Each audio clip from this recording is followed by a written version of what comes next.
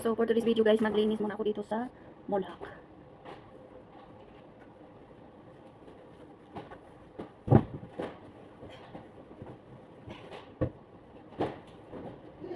Magpapawis tayo guys. Papawis tayo nito.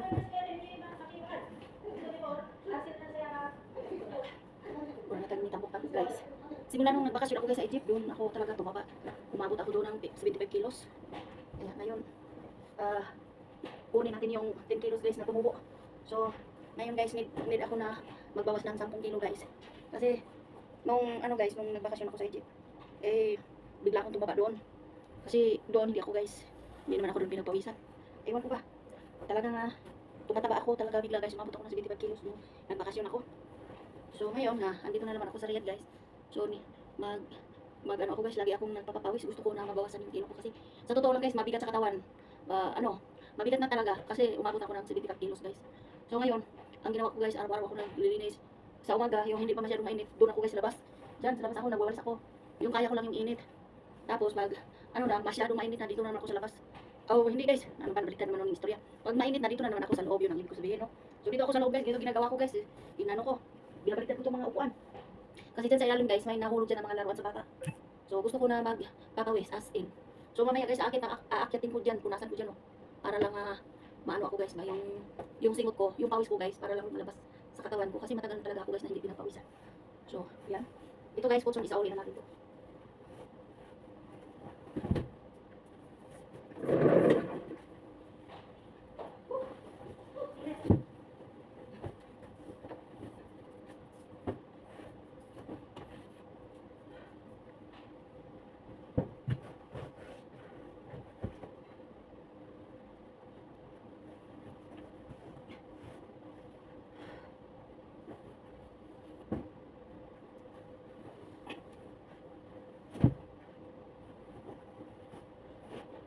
Sa totoo lang mga guys, no? Ang hirap magpapayat. Mahirap magpapayat. Sus, lisura magkaliwa. Pero madali magpatataba. Mahirap talaga guys pag tumaba na ang tao. Alam ba niyo? Mabigat sa katawan. Tapos, naisip mo, gusto mo na lang laging kumakain. Pagkatapos, gusto mo lagi natulog. Ganun. Pagpataba ng katawan guys, yung pataba. Ganyan talaga guys, ang nararamdaman ko nung umabot na ako guys ng 75 kilos. Pagkatapos mong kumain, ang sarap matulog. Ganyan. Paano guys ba? Maisipan ko yung baboy. Alam ba niyo guys yung baboy na mataba. Pagkatapos kumain, di ba natulog? Parang ganun na rin ang nararamdaman ko guys. Nung tumaba na ako. Kaya sabi ko sa sarili ko, hindi na to pwede, kailangan na ako nang mag-control sa kain ko, ganun guys. Mahirap mag-control sa kain kasi dati sanay yung tiyan kong punong-puno. Tapos ngayon, biglang pigilan na. Yun lang ang kakainin mo, sa totoo lang guys, ang sarap kumain.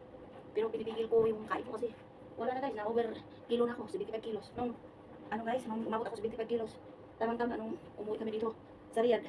Pagdating ko sa airport guys, Riyadh, airport pala sa Egypt guys. Pagdating ko doon, bigla ako guys inatake doon sa airport. Hirap guys. Kaya sabi ko sa sarili ko, wala na, taba na talaga ako. Yung katawan ko guys, parang maraming taba na. Kaya nung dumating ako sa airport guys, biglang nanghina ako, tapos parang huminto dito sa paghina. Sakit ng dibdib ko. Yun, pagdating dito guys, buti na lang naagapan naman agad. Yun, simula nun guys, no, parang sumasama yung pakiramdam ko. Ako mismo guys ang nag-ano sa sarili ko na kunti-kunti na lang kinakain ko. Minsan guys, paggabi ayaw ko na kumain. Basta nakakain ako sa umaga, tanghali, paggabi hindi na ako kumakain. Ganun ang ginagawa ko guys. Isang beses lang nung pagdating ko sa airport ng Egypt, ganun ang nararamdaman ko guys. Na parang nahirapan ako gumalaw. Nangihina ako, tapos parang nahirapan ako huminga. Yun lang. Pero sa awan ng Diyos, okay naman guys. Hanggang ngayon hindi naman umuulit kasi yun nga, simula nung time na yun guys na yun ang naramdaman ko. Hindi na talaga ako guys kumakain ng madamihan. Kunti-kunti na lang kinakain ko. At saka about sa karne o sa manok, talagang kunti-kunti na lang din guys ang kinakain ko. Kumakain ako pero kunti-kunti na lang. Ganun ang ginagawa ko guys. Para maiwasan mo yung high blood. Kasi sa tingin ko guys, na high blood ako. Oo, high blood talaga ako. Kaya yun. Naramdaman ko naman guys nung nag-adjust na ako sa kain ko. Sa awa ng Diyos, wala pa naman isang buwan, mga ilang weeks pa lang, no? Simula nung nangyari yun. Nabawasan ako guys ng 4 kilos. So kanina umaga guys, nagtimbang ako 71 kilos na ako, 71.5. So nabawasan ako guys ng ilang kilos. So masaya din ako, no? Na nabawasan. Sana magbawas pa rin ng 10 kilos guys. So, gusto ko babalik yung kilo ko na 60. Kasi noon, sa year 2023 guys, ang kilo ko is, pa lang ang kilo ko na 60, 62, ganun. Wala akong naramdaman guys na ganyan na nahirapan ako huminga. Nung nagkilo pa ako ng mga 60, normal, all is normal, wala akong naramdaman. Pero ngayon na umabot ako ng 75 kilos, doon na guys na may naramdaman ako. Yun nga, parang hirap maglakad, tapos parang nahirapan kang huminga, madali kang napagod, pero pag about sa kain, malakas kumain. Tapos gusto-gusto mo, pagkatapos kumain, natutulog na. Ganun naramdaman ko guys nung pataba na yung katawan ko, sa totoo lang. Kaya sabi ko sa sarili ko, gagawin ko ang lahat, pumayat lang ako, sabi ko.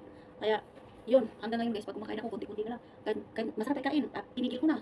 Kasi yun nga guys, gusto ko na mabawasan pa ang kilo ko. Kaya naisipan ko, nakakahirap magpapayat, sa totoo lang guys, nahihirap magpapayat.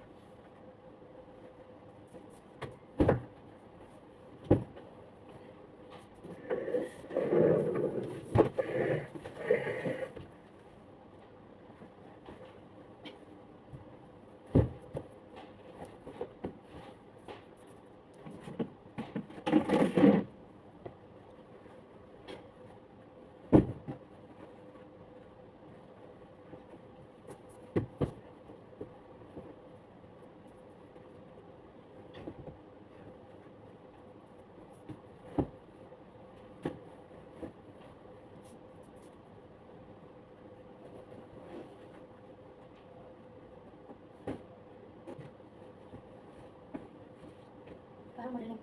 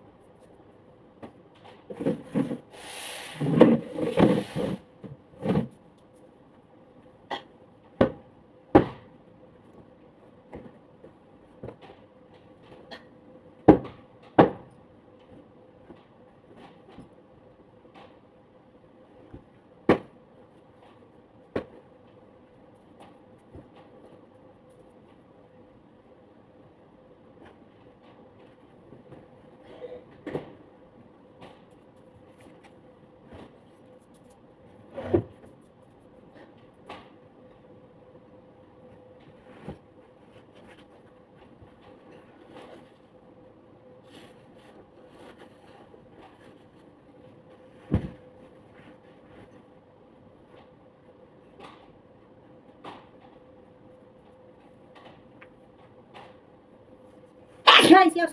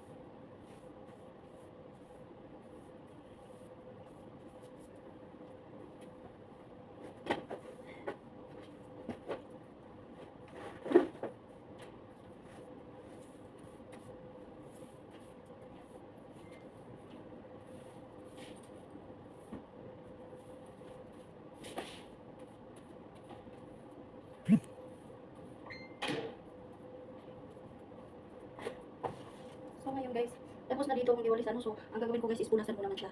Pupunasan natin ito guys ng tubig na may halong kunting sabon. Para maalis yung alikabok. Guys, nadumikit sa carpet. Ganito ang ginagawa ko talaga guys pag naglilinis ako dito. Yung carpet guys, pinunasan ko talaga to.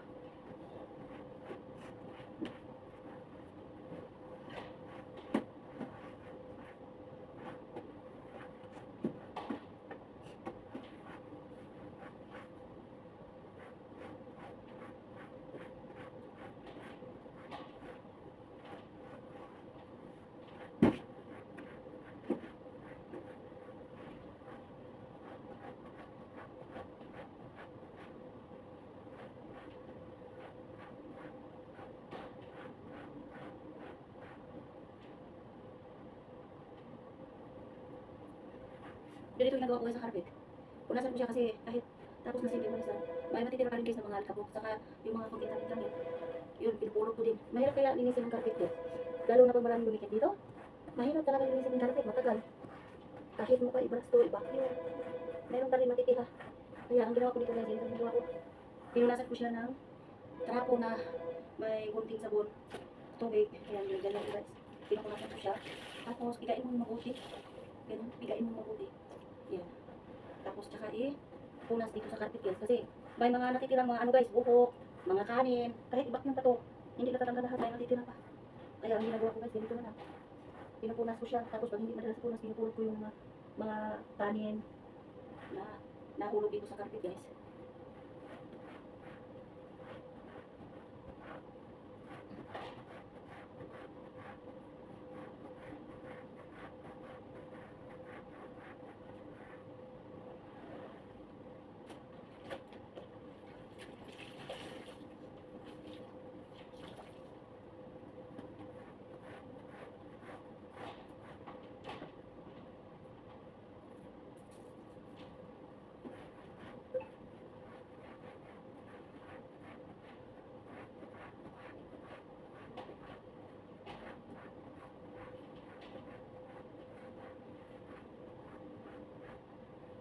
See? Kahit ano pa to guys, punasan mo, walisan mo, i-brush mo. May mga ano pa rin, matitira pa rin sa carpet. Kaya kailangan kamayin mo din para matatanggal. Kasi kung makapit kayo sa carpet yung mga ano, mga kanin na nahulog, saka yung mga buhok, gano'n.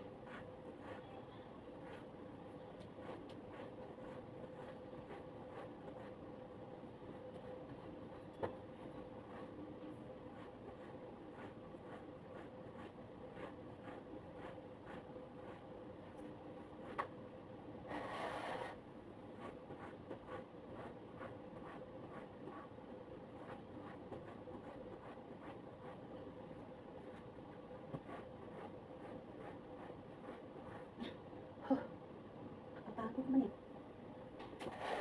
Laylay kayo sa kamot guys, kanang yung aming trabaho. Magpuan ka, magpunas ka. Laylay ka ano. Laylay sa kamot ba? Hindi ko rin idoot. Hindi ko matanggal na nagkaputi-puti sa carpet guys. Kaya ano, ang sama nang dikit ang sa mga bubungga, mga umbak.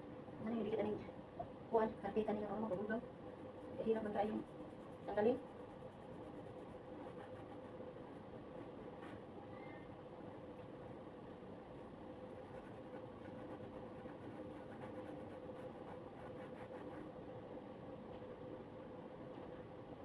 Na?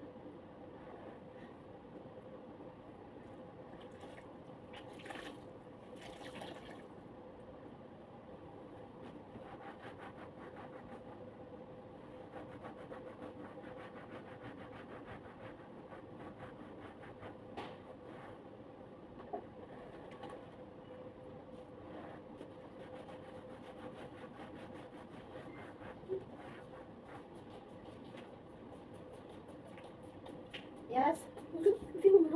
Feeder in the inside, eh. Double half. Small room.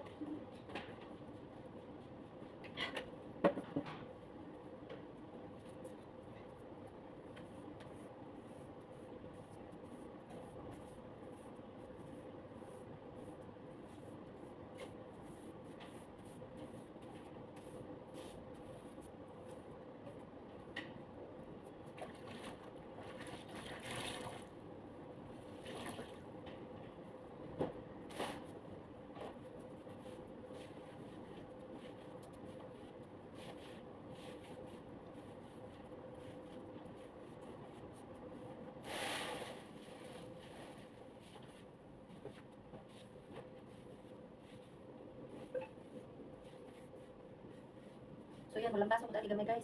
Ang baso ng baso tagamay yan. Ang nalaman, magpakuha ni taba sa paa. Ang wala dago kita mabagtak ba?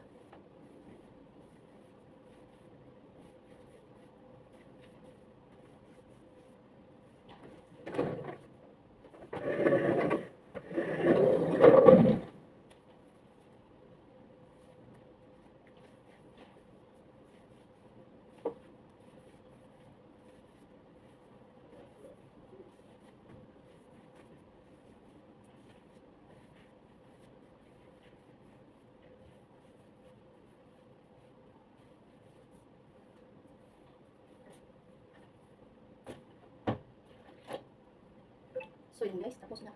So, yan. Tapos na guys ang parlilinis. Ayan. O diba?